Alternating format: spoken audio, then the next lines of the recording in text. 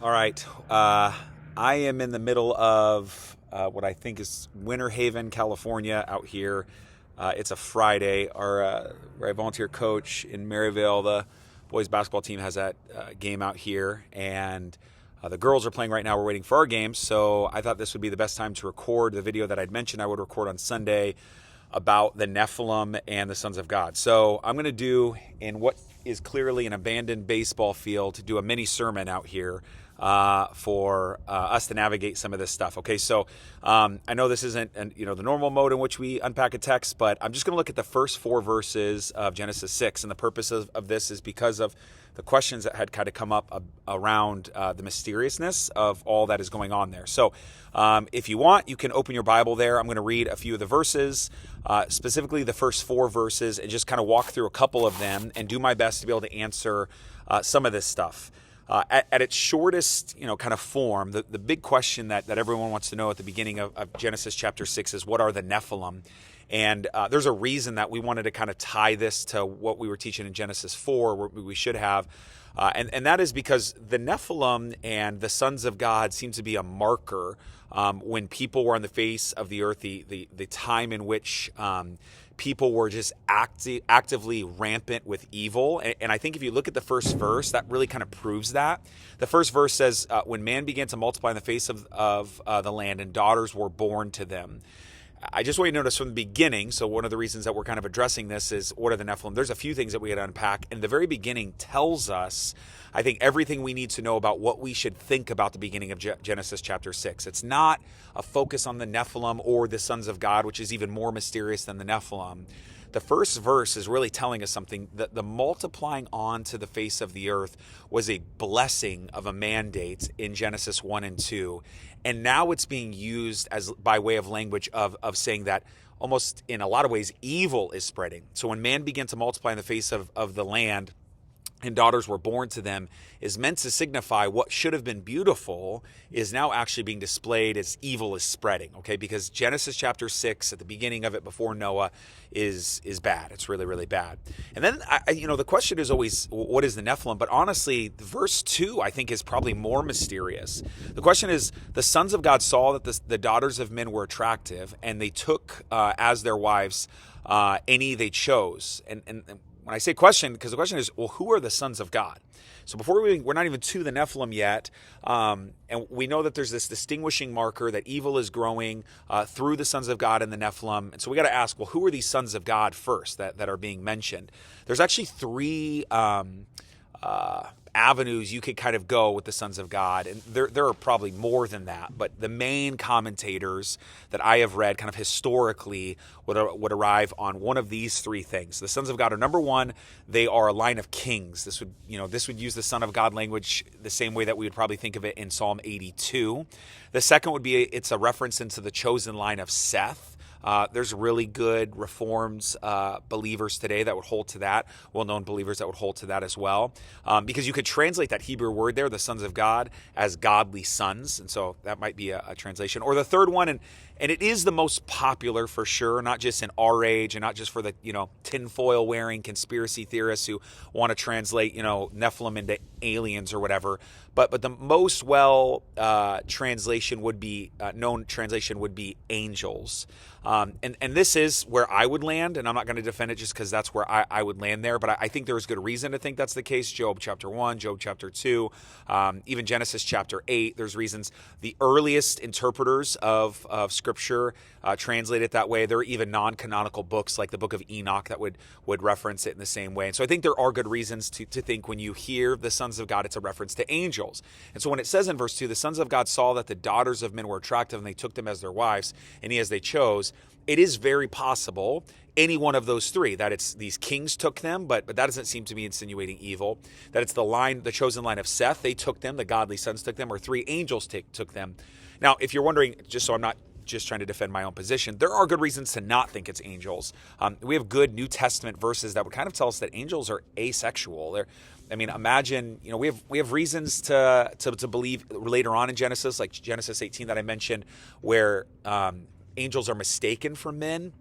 And so you can almost find yourself not being able to distinguish between them. But Jesus is clear that there is, a sexuality that is seen different when it comes to angels. But you have reasons, like Sodom and Gomorrah and stuff like that, that you could think that some of this would be the case. So for whatever that's worth, this could be where the sons of God are. I'm doing kind of some Trump hands here. I don't know why. Verse 3 then says this, which is curious as well. It says, before we're not even to the Nephilim yet. It says, then the Lord said, my spirit shall not abide in man forever, for he is flesh. His days shall be 120 years. Just want to clear this up real quick. I don't think that it's in this moment that God is limiting man's years to 120 years, or at least maybe he is now today. It's very possible. But at least in this moment, because as you read the genealogies, that's just not the case. Shem lives to 600, Selah lives to 433, Eber lives to 464. So I don't think in this moment, it might be better translated to think that as he's going forward, there's these generations, 3 times 40 is 120 years of almost warning, God being patient before he wipes out the earth. So their days shall be 120 years, meaning in 120 years, in the same way he uses Noah with Nineveh, he's giving them almost a countdown of what's going on. So something to consider when it comes to the age. So that's why you can see, that's Genesis 6 has all these kind of wild things to go down, all these rabbit trails in. And then finally, verse 4 mentions these Nephilim. So it says, the Nephilim or on the face of the earth in those days, and also afterwards, when the sons of God came into the daughters of man, and they bore children to them. These were the mighty men who were of old, the men of renown. Now, the Hebrew word for Nephilim simply means Nephilim. Okay, we don't quite know. I could have just left this as a 30-second video. We don't really know who the sons of God are definitively, and we don't know who or what the Nephilim are. And you could leave it at that.